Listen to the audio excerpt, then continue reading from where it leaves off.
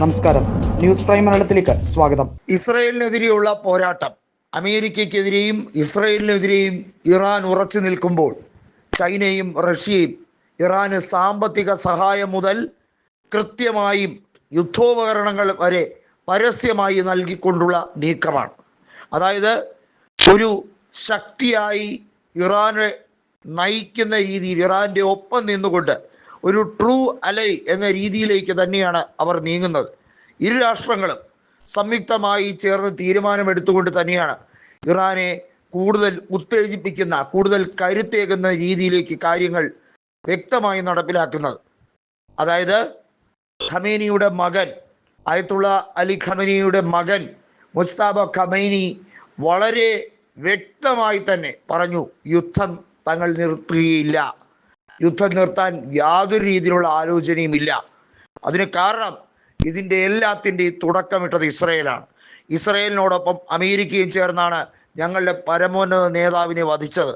അതിനുശേഷം ഇറാനിലെ എണ്ണ അടിച്ചു കൊണ്ടുപോകാനും ഇറാനിൽ വലിയ തോതിലുള്ള അവരുടെ ന്യൂക്ലിയർ എൻറിച്ച്മെൻറ്റ് പ്രോസസ്സുകളെ പരിപൂർണമായി തകർത്ത സ്രോതസ്സുകളെ മുഴുവൻ അടിച്ചു കൊണ്ടുപോകാനും ഒക്കെയായിരുന്നു പദ്ധതി.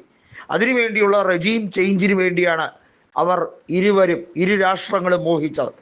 എന്നാൽ ഇപ്പോൾ അവരുടെ രാജ്യങ്ങളിൽ റെജീം ചേഞ്ച് ഉണ്ടാകുമോ എന്ന ഭയത്തിൽ, ആ ദിനങ്ങളെ ഓർത്ത് ഭയചകിതരായി നിൽക്കുന്ന ഒരവസ്ഥയിലേക്കാണ് കടന്നു പോയിരിക്കുന്നത്.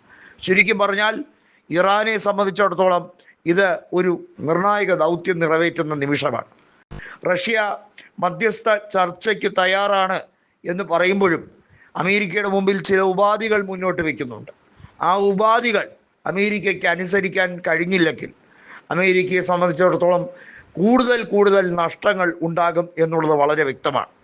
ചൈനയുമായിട്ടുള്ള വ്യാപാര യുദ്ധം, അതുപോലെ തന്നെ റഷ്യയുടെ കയറ്റുമതിയെ തടയുന്ന രീതിയിലുള്ള താരിഫ് ഏർപ്പെടുത്തൽ ഉൾപ്പെടെയുള്ള കാര്യങ്ങൾ, മറ്റ് രാജ്യങ്ങൾ, നമ്മുടെ രാജ്യമടക്കം പല രാജ്യങ്ങളും റഷ്യയിൽ നിന്നും എണ്ണ ഇറക്കുമതി ചെയ്യരുത് എന്ന അമേരിക്കയുടെ മുൻകാല നിർദ്ദേശം, അതെല്ലാം മാറ്റി വയ്ക്കേണ്ടി വരുന്ന അവസ്ഥയാണ്. കാരണം അമേരിക്കയ്ക്ക് മറ്റു വഴികളില്ല.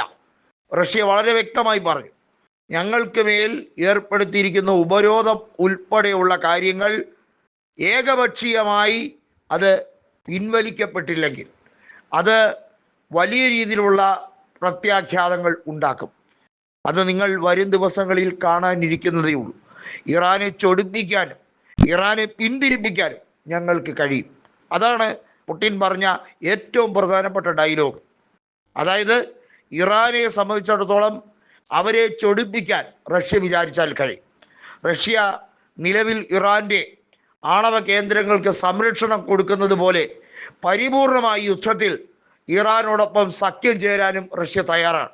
കാരണം ഒന്നാമത്തെ കാര്യം, റഷ്യ ഒരു യുദ്ധമുഖത്ത് നിൽക്കുന്ന രാജ്യമാണ്. അതുകൊണ്ട് അവരെ സംബന്ധിച്ചിടത്തോളം പുതിയ ഒരു യുദ്ധ സാഹചര്യം തുറന്നു കിട്ടിയാൽ അത് പുത്തരിയൊന്നുമല്ല. അമേരിക്കയെ കണക്ക് പഠിപ്പിക്കാൻ, അല്ലെങ്കിൽ സോവിയറ്റ് യൂണിയൻ്റെ തകർച്ചയ്ക്ക് ശേഷം അങ്ങ് ദുർബലപ്പെട്ടു പോയി റഷ്യ എന്ന് വിചാരിക്കുന്നവർക്ക് മറുപടി കൊടുക്കേണ്ട സമയം കൂടിയാണ് ഇത് എന്ന് പുടിൻ വ്യക്തമാക്കുകയാണ്.